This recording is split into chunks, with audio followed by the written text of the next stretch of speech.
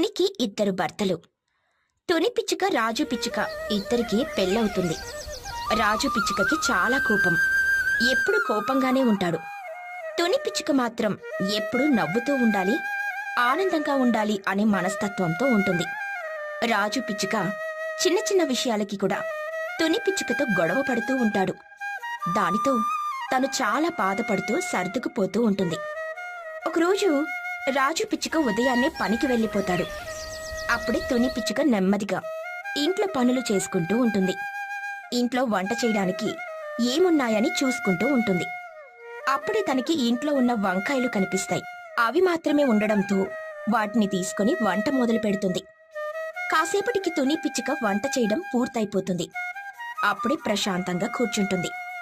తుని పిచ్చుక తన మనసులో, అబ్బా, ఈరోజు కూర బాగా వండాను. అయినా రోజు బాగానే వండుతాను కదా. అయినా ఈరోజు కూర చాలా బాగుంది. ఆయన వచ్చాక ఆనందంగా తింటారు. ఇంట్లో కూరగాయలు లేక ఉన్న వాటితోనే వండాను. ఏమంటారో ఏంటో అని అనుకుంటుంది. అలా ఉండగానే కాసేపటికి రాజు పిచ్చుక వస్తాడు.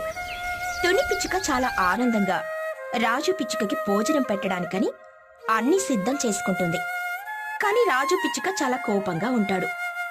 ఏమండి, అన్నం పెట్టేయమంటారా? ఓ, తొందరగా పెట్టు, మళ్ళీ వెళ్ళాలి. సరేనండి, ఇదిగోండి. ఏంటి ఈ కూర ఎలా ఉంది? వంకాయ కూరండి, తినండి, బాగుంటుంది. నాకు తెలీదా బాగుంటుందో లేదో? అయినా నేను వంకాయ తిననని తెలుసు కదా, అయినా ఎందుకు వండావు? ఇంట్లో కూరగాయలేమీ లేవండి, అవే ఉన్నాయి, అందుకే వండాను. నాకు ముందు చెప్పాలి కదా కూరగాయలు లేవు అని. నీకు నచ్చినట్టు చేస్తావా? అలా కాదండి, నేను చూసుకోలేదు. రాజు పిచ్చుక చాలా కోపంతో తుని పిచ్చుకని తిడుతూ ఉంటాడు. తాను చాలా బాధపడుతుంది. ఇద్దరి మధ్య గొడవ జరుగుతూనే ఉంటుంది.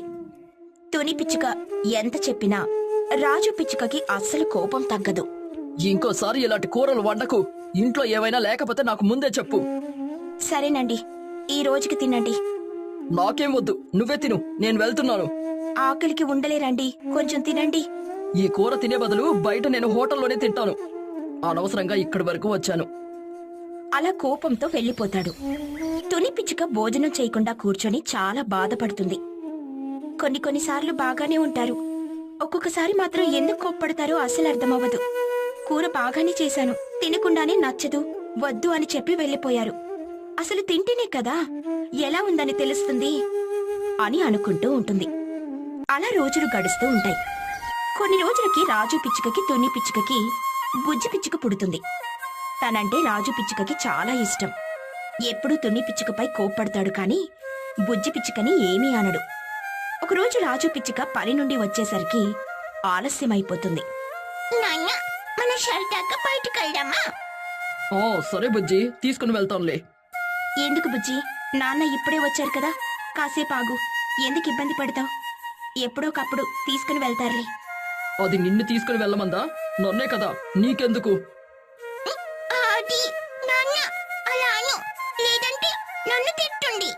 మీరు అలసిపోయారని అన్నాను కదండి. నా గురించి నీకెందుకు? అలా రాజు పిచ్చుక తుని పిచ్చుకని తక్కువ చేసి మాట్లాడినట్టు మాట్లాడతాడు.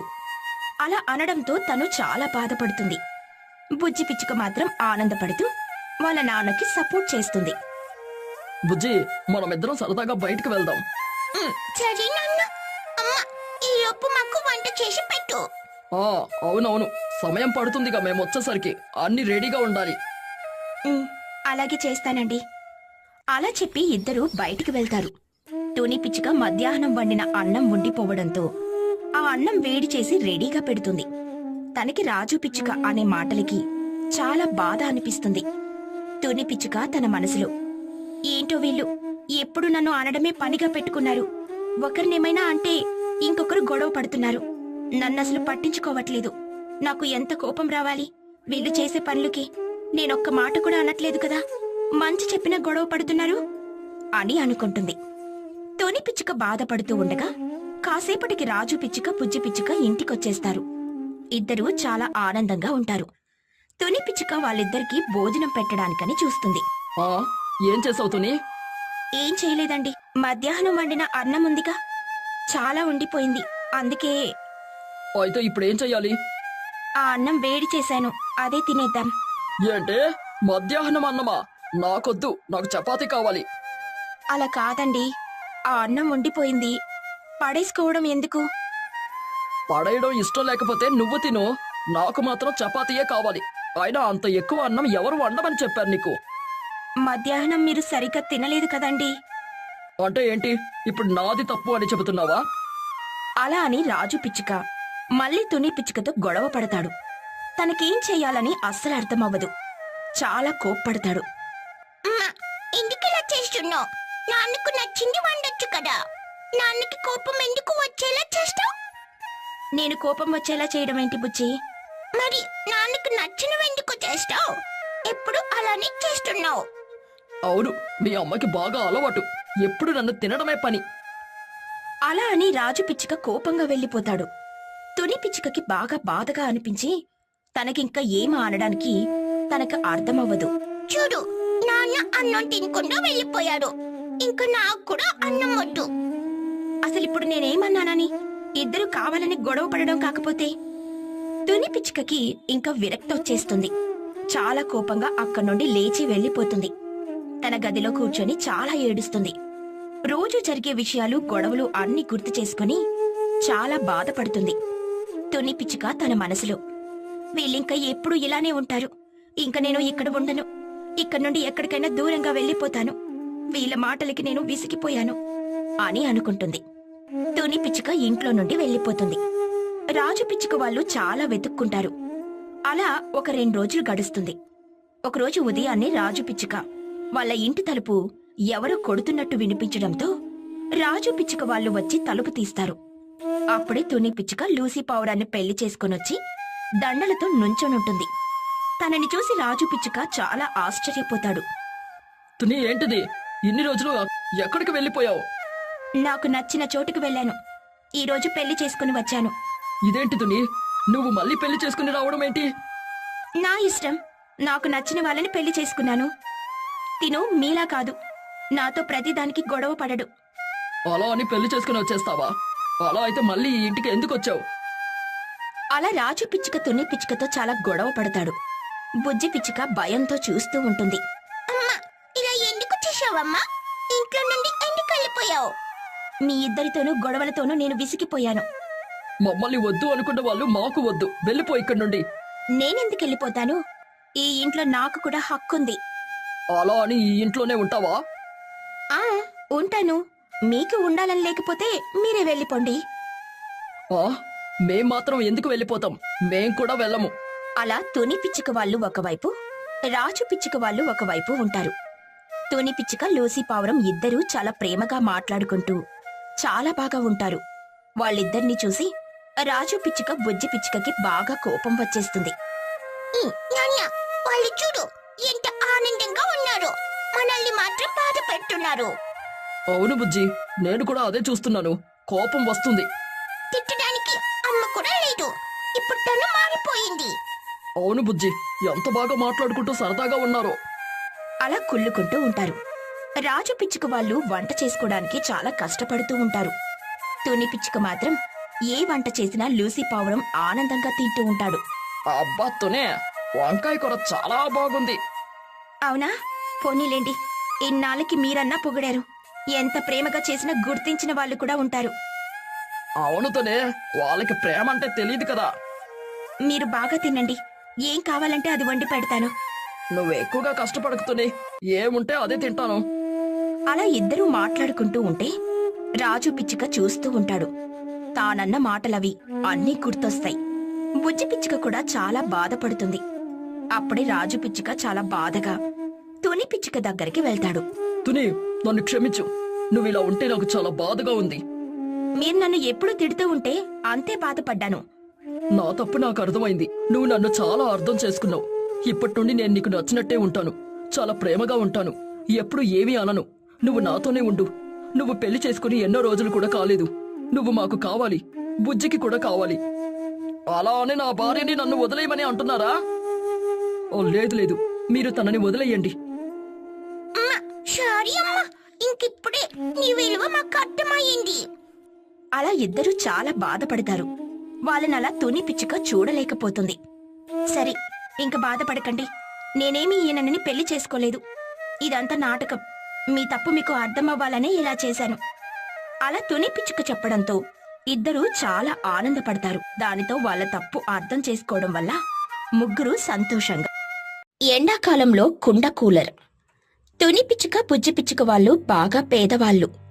ఎప్పుడూ చాలా కష్టాలలో ఉన్నా కాని ఎప్పుడూ బాధపడకుండా తుని పిచ్చుక పనులు చేసుకుంటూ ఇంటిని గడుపుతూ ఉంటుంది. బుజ్జి పిచ్చుక కూడా ఏం కావాలన్నా ఏది అడగకుండా సరిపెట్టుకుంటూ ఏ విషయానికి అస్సలు మారం చెయ్యకుండా చాలా బుద్ధిగా ఉంటుంది. తుని పిచ్చుక వాళ్ళ ఇల్లు చాలా చిన్నది.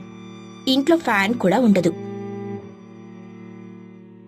అందుకని ఇద్దరూ రాత్రి సమయంలో ఇంటి బయట పడుకుంటూ రోజులు గడుపుతూ ఉంటారు. ఎండాకాలం వస్తుంది. దానితో తుని పిచ్చుక బుజ్జి పిచ్చుక ఇంట్లో అస్సలు ఉండలేకపోతారు. దానితో ఏం చెయ్యాలో తెలియక చాలా ఇబ్బంది పడుతూ ఉంటారు. తుని పిచ్చుక ఏమీ చెయ్యలేక చాలా బాధపడుతుంది. ఎండలు బాగా ఎక్కువైపోతున్నాయి. అసలు ఇంట్లో ఉండలేకపోతున్నాం. అవును పుచ్చి, కానీ ఏం చేస్తాం చెప్పు. ఇంట్లో ఫ్యాన్ ఉన్నా బాగుండేది. ఈ ఉదయం సమయంలో పని చేసేది. అవును పుచ్చి, నేను కూడా అదే అనుకుంటున్నాను. కానీ ఏం చేస్తాం. పోనీలేమ్మా, రాత్రైతే అన్నా ప్రశాంతంగా బయట పడుకోగలమేమో చూద్దాం. సాయంత్రం అయితే ఎండ తగ్గుతుంది కదా, దానితో రాత్రి అయ్యేసరికి వేడిగా ఉండదులే బుజ్జి. అలా ఇద్దరూ మాట్లాడుకుంటూ ఉంటారు. రాత్రవుతుంది. అప్పుడే కొద్దిగా వేడి తగ్గుతుంది. దానితో తుని పిచ్చుక బుజ్జి పిచ్చుక ప్రశాంతంగా బయట పడుకుందామని వస్తారు.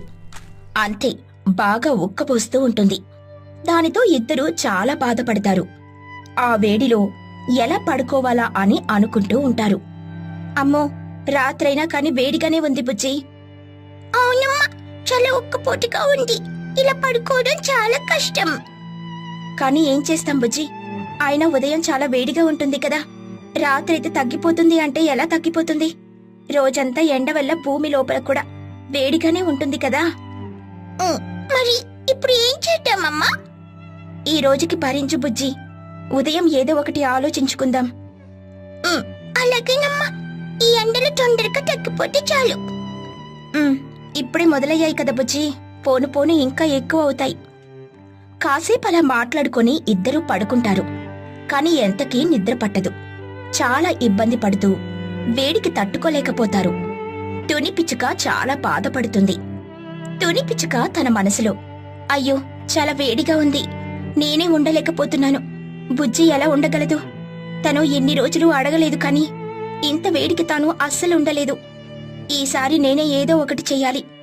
బుజ్జికి ఇది కూడా చెయ్యలేకపోతే ఇంక నేనెందుకు అని అనుకుంటుంది. తుని పిచ్చుక ఏం చెయ్యాలా అని ఆలోచిస్తూ ఉండగా అప్పుడే బుజ్జి పిచ్చుక లేచి మంచంపై కూర్చుంటుంది. అది చూసిన తుని పిచ్చుక కూడా లేస్తుంది. ఏంటి బుజ్జి, ఏమైంది? ఎందుకలా కూర్చున్నావు? పడుకో. అసలు నిద్ర పట్టట్లేదు, చాలా వేడిగా ఉంది. నిజమే బుజ్జి, ఈ ఉక్కపోతకి నాకు కూడా నిద్ర పట్టట్లేదు. ఇలా అయితే ఎలా అమ్మా? రోజు బయట ప్రశాంతంగా ఉండేది. ఈ వేడి వల్ల రాత్రైనా ఉక్కపోటుగా ఉంది. ఈ ఒక్కరోజుకి ఏదో ఒకలా పడుకో బుజ్జి. ఇప్పటికిప్పుడు ఏమీ చేయలేం కదా. అవును, నిజమేనమ్మా. మళ్ళీ ఇద్దరు పడుకోవడానికని ప్రయత్నిస్తారు. కాని ఇద్దరూ రాత్రంతా పడుకోలేకపోతారు. అలా ఆ రాత్రి గడిచిపోతుంది. తరువాత రోజు ఉదయం అయ్యేసరికి ఇద్దరూ నిద్రలేస్తారు. బుజ్జి, నువ్వు అప్పుడే నిద్రలేచావేంటి? నాకు నిద్ర రావట్లేదమ్మా. సరే అయితే వెళ్ళి రెడీ అయ్యిరా. ఈలోపు తినడానికి ఏమైనా చేస్తాను. అలాగేనమ్మా, ఎండొచ్చేలోపు పని చేసేసుకో. తుని పిచ్చుక వెళ్లి టిఫిన్ అలాగే వంట అవి చేస్తుంది. బుజ్జి పిచ్చుక కూడా రెడీ అయ్యి టిఫిన్ చేసేస్తుంది. బుజ్జి, ఈరోజు మనం ఫ్యాన్ కొనుక్కోడానికని వెళ్దామా? లేదమ్మా, నీ దగ్గర అన్ని డబ్బులు లేవు కదా. మరేం చేద్దాం బుజ్జి, వేడికి ఉండలేకపోతున్నాం కదా. బయటైతే చాలా రేటమ్మా. పోనీ ఒక్కసారి చూసొద్దాము. అలాగే బుజ్జి, మనం ఎలాగో ఏసీ కొనలేం. అలా అని ఫ్యాన్ కొనడం కూడా కష్టమే. ఒకసారి చూసొస్తే తెలుస్తుంది. అన్నీ అక్కడే ఉంటాయి కదా, తక్కువలో ఏమైనా తీసుకుందాంలే. అలా ఇద్దరు ఫ్యాన్ కొనుక్కోడానికని షాప్కి వెళ్తారు. అక్కడ ఏసీలు, ఫ్యాన్లు, కూలర్లు అన్నీ ఉంటాయి. ఇద్దరు వాటిని చూసి ఆశ్చర్యపోతారు. అప్పుడే ఆ షాప్లో పనిచేసే మహీగ్రద్దని అడిగి అన్నీ తెలుసుకుంటూ ఉంటారు. మీకేం కావాలి చెప్పండి. మాకు బాగా తక్కువలో ఒక ఫ్యాన్ కావాలండి. కూలర్ అంటే ఏంటండి? ఏసీలా గాలి వస్తుందండి, ఫ్యాన్ అవసరం ఉండదు. అవును, అది ఎక్కువ రేటా అండి? అవును పాప, కూలర్ అయితే ఏసీ అక్కర్లేదు, ఫ్యాను అక్కర్లేదు. సరేనండి, అయితే తక్కువ రేటుకి కూలర్ వస్తుందా? అంటే ఎంతలో కావాలండి? ఒక 500 చూడండి. అయ్యో, ఆ రేటుకి ఫ్యాన్ కూడా రాదండి. ఇక తుని పిచ్చుక మహీగ్రద్దతో బాగా బేరాలాడుతూ ఉంటుంది. అయినా కాని మహీగ్రద్ద ఒప్పుకోకపోవడంతో చాలా బాధపడుతుంది. ఇంకా ఇద్దరూ తిరిగి ఇంటికి వెళ్తూ ఉంటారు. ఫ్యాన్ కూడా కొనలేకపోయాను బుజ్జి. పోనీలేమ్మా, నువ్వు మాత్రం ఏం చేస్తావు డబ్బులు లేనప్పుడు? మరెలా బుజ్జి, అప్పు చేసైనా కొనకపోతే ఈ ఎండల్లో ఉండలేం కదా. అలా కాకుండా మనమే కూలర్ చెయ్యలేమంటావా? మనమెలా చేస్తాం బుజ్జి? పద, ఇంటికెళ్ళాక చెప్తాను. అలా ఇద్దరూ ఇంటికెళ్ళిపోతారు. అప్పుడే బుజ్జి పిచ్చుక కూలర్ ఎలా చెయ్యాలా అని చూసుకుంటూ అనుకుంటూ ఫోన్ తీస్తుంది. ఏంటి బుజ్జి, ఏం చేస్తున్నావు? అమ్మా, మనం ఎలాగో ఏమీ కొనలేము. కొన్నా కానీ డబ్బులు బాగా ఎక్కువ, అందుకని అప్పు చేయాలి. అవన్నీ చేసే బదులు ఫోన్లో చూసి కూలర్ చేయడం మంచిదేగా. ఫోన్లో చూసి కూలరా? ఎలా చేస్తావు బుజ్జి? అయినా అదే ఎందుకు చేయాలనుంది? ఆ షాప్ లో ఆంటీ కూలర్ ఉంటే ఏసీ, ఫ్యాను అక్కర్లేదని అంది కదా. అందుకని చేసేస్తావా? ముందు ఎలా చేస్తారో చూసి మనం చేయగలిగితే అప్పుడు చేద్దాము. అవును, ఒకవేళ చేయగలిగితే డబ్బులు కూడా మిగులుతాయి. అలా ఇద్దరు అనుకున్నట్టుగానే బుజ్జి పిచ్చుక ఫోన్లో కూలర్ ఎలా చెయ్యాలా అని లూసీ టీవీ యూట్యూబ్ ఛానల్లో కుండ కూలర్ వీడియో చూస్తుంది. ఇద్దరికి ఆ వీడియోలో కూలర్ చేయడం చాలా సులభమని అనిపిస్తుంది. అబ్బా, కూలర్ చేయడం ఎంత సులువా? అవునమ్మా, చాలా సులువుగా చెప్పారు కదా. అవును బుజ్జి, అయితే ముందు కూలర్ చేయడానికి కూలర్ అలాగే కొన్ని వస్తువులు కావాలన్నమాట. అవునమ్మా, గట్టిగా ఉన్న కుండ కూడా తెచ్చుకోవాలి. సరే బుజ్జి, బయట ఎండ మొదలయ్యింది, నేను వెళ్లి తీసుకొనొస్తాను. అలా చెప్పి తుని పిచ్చుక కుండ కొనడానికని వెళ్తుంది. అప్పుడే ఒక పెద్ద చెట్టు కింద చిచ్చుకాకి కుండలమ్ముకుంటూ ఉంటుంది. ఈ కుండ ఎంతండి? 100 రూపాయలండి. అమ్మో, 100 రూపాయలా? అంత డబ్బులు నా దగ్గర లేవు, తగ్గించివ్వండి. లేదండి, కావాలంటే కొండ చూడండి ఎంత గట్టిగా ఉంటుందో. అలా కాదండి, మా ఇంట్లో చాలా కష్టాలలో ఉన్నాం, ఫ్యాన్ కూడా లేదు, అందుకే కుండ కొనుక్కోడానికని వచ్చాను. సరే సరే, 50 రూపాయలు ఇచ్చి తీసుకోండి. తుని పిచ్చుక చాలా ఆనందంగా కుండ కొనుక్కొని దానిలో కూలర్ చేయడానికని సామాన్లన్నీ కొనుక్కొని ఇంటికెళ్తుంది. బుజ్జి పిచ్చుక చాలా ఆనందపడుతుంది. అబ్బా అమ్మా, అన్నీ తీసుకుని వచ్చేసావా? అమ్మయ్యా, ఇప్పుడు మనం కూలర్ చేసేద్దాం. ఆహా, జాగ్రత్తగా కూలర్ చేయగలగాలి బుజ్జి. అమ్మా, కుండ కూలర్ నుండి గాలి రావడానికి ఒక పక్క గుండ్రంగా ముక్క తీసేసేయి. సరే, నువ్వు ఈలోపు మిగిలిన పని చూడు. ఇద్దరూ కలిసి కూలర్ పనిలో ఉంటారు. తుని పిచ్చుక కష్టపడి కుండకి ఒక పక్కన ముక్క తీసేస్తుంది. బుజ్జి పిచ్చుక కుండలో గాలి రావడానికని కొన్ని పెట్టి కుండ కూలర్ రెడీ చేస్తుంది. అమ్మయ్యా, మొత్తానికి కూలర్ రెడీ అయింది. అవును బుజ్జి, ఎలాగో రాత్రయింది కదా, ఇంకా కూలర్ పెట్టుకుని పడుకుందాం. బుజ్జి, ఇంకా కూలర్ నుండి చల్లగా రావట్లేదేంటి? ముందు నీళ్లు పోయాలమ్మా. అలా ఇద్దరూ బయట కుండ కూలర్ పెట్టుకుని మంచాలు వేసుకుంటారు. బుజ్జి పిచ్చుక వెళ్లి ఆ కుండలో నీళ్లు పోస్తుంది. అంతే, కాసేపటికి కుండ నుండి చల్లగా గాలి వస్తుంది. ఇద్దరూ చాలా ఆనందపడతారు. చాలా సంతోషంగా పడుకుంటారు.